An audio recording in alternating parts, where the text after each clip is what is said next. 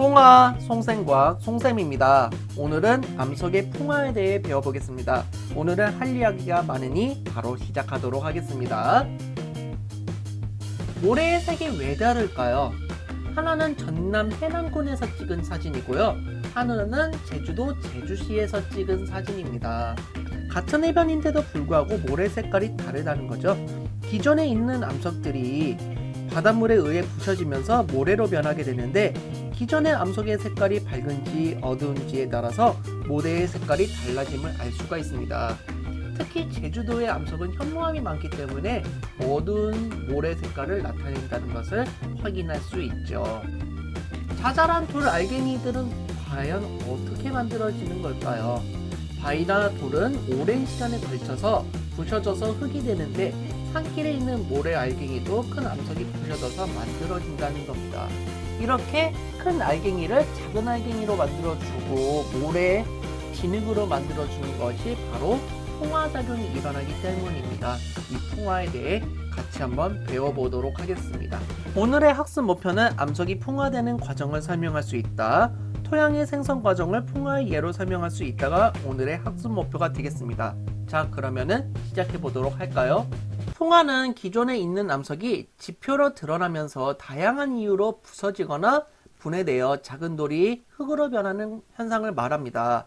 방금 전에 보았던 해변의 사진도 풍화로 인하여 모래가 만들어진 것이지요. 풍화를 일으키는 모든 작용을 보고 우리는 풍화작용이라고 하고요. 풍화를 일으키는 주요 원인은 크게 세 가지가 있습니다. 물, 공기, 생물, 이렇게 세 가지가 있다는 것을 알 수 있습니다. 오른쪽 그림을 보면요, 생물의 뿌리가 자라면서 기존의 암석을 힘으로 부시거나 암석 사이의 틈에 물이 얼면서 부피가 팽창하여 돌을 깨트리기도 합니다. 그리고 가위바위보 할 때 보가 바위를 이길 수가 있죠. 이게 무슨 소리야? 라고 생각하면 절대 안 돼요. 그래서 이거는 풍화랑은 전혀 관계가 없는 예라는 거 알고 계시면 좋을 것 같아요. 아, 농담 정말 못하겠습니다. 넣어봤는데 농담을 잘 못하겠네요. 넘어가겠습니다. 자, 기계적 풍화는요, 세 가지가 있습니다. 물이 어는 작용, 압력의 변화가 일어나거나 식물의 뿌리 작용이 있는데 하나하나 알아가 보도록 하지요.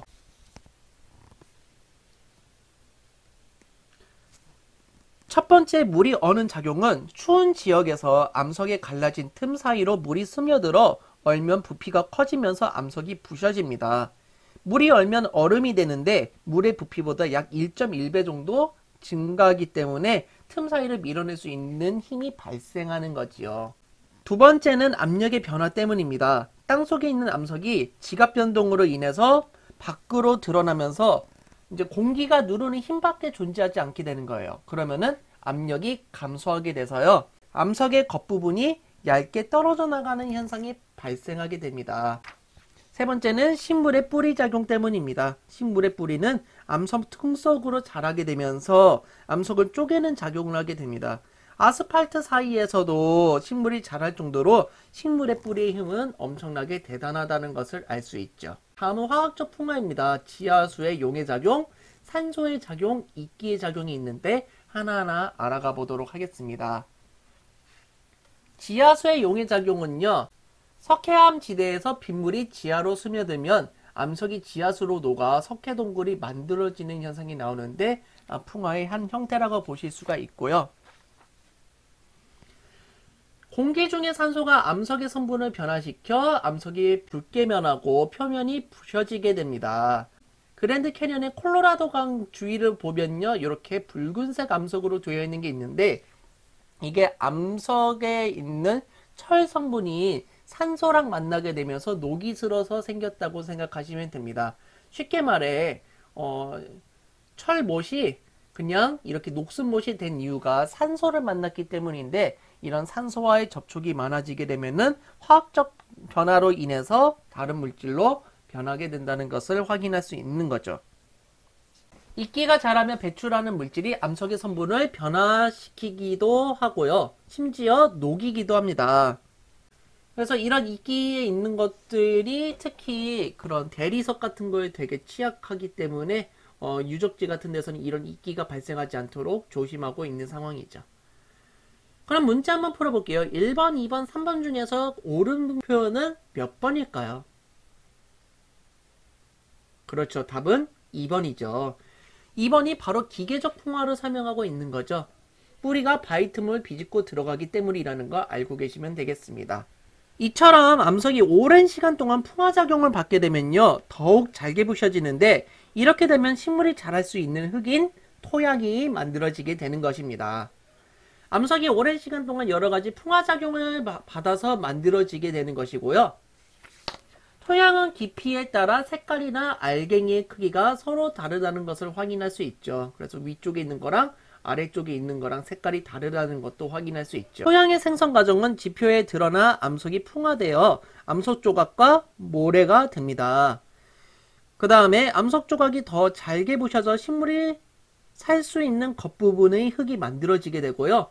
겉부분의 흙에서 물에 녹아 녹은 물질이 진흙이 아래로 내려와서 다시 쌓이게 되는 겁니다. 이때 식물이 자랄 수 있고 생명활동이 가능한 층을 보고 우리는 표토, 물에 녹은 물질과 진흙 등으로 이루어진 층을 심토, 암석 조각과 모래 등으로 이루어진 층을 모질물, 그리고 맨 밑에 이런 위에 있는 표토, 심토, 모질물을 받칠 수 있는 암석을 기반암이라고 합니다. 다시 한번 자세하게 설명하면요. 단단하고 거대한 암석이 지표에 드러나면 암석에 틈이 생기고 쪼개져서 돌조각이 되게 됩니다. 돌조각이 풍화돼서 더 잘게 부셔지면요. 식물이 자랄 수 있는 겉부분의 흙이 만들어지게 되는 것이고요. 겉부분의 흙에서 식물이 더 자라면서 고운 흙이 만들어지게 되는데 이거는 빗물과 함께 아래로 스며들어서 쌓이게 됩니다. 이런 것이 토양의 생성 과정이라는 것을 확인해 두시면 되고요. 시간의 흐름이 이렇게 가면서 이런 식으로 토양이 형성된다는 거 확인해 주시면 되겠습니다.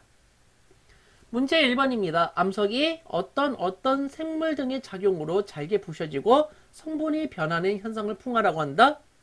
그렇죠. 물과 공기, 생물 등의 작용으로 잘게 부셔지고 성분이 변하는 현상을 풍화라고 하고요. 물리적인 변화는 기계적 풍화, 화학적인 변화는 화학적 풍화라고 얘기를 했었습니다. 자, 풍화와 토양에 관한 설명으로 옳은 것은 동그라미, 옳지 않은 것은 X를 해보겠습니다. 풍화는 물이나 공기, 생물 등의 작용으로 일어난다? 맞는 말이었죠. 토양은 암석이 풍화되어 만들어진다? 맞는 말입니다. 토양에서 겉부분의 흙이 가장 나중에 만들어진다? 아니죠. 겉부분의 흙이 제일 먼저 만들어지는 것을 확인할 수 있었죠. 틀린 말입니다. 문제 한번 풀어보겠습니다. 풍화와 토양에 관한 설명으로 옳지 않은 것은 답은 몇 번일까요? 빗물은 암석을 풍화시킨다? 맞는 말이죠. 물과 얼음이 암석을 쪼개기도 한다? 맞죠. 그리고 암석이 풍화되어 토양이 만들어진다? 맞는 말이고요.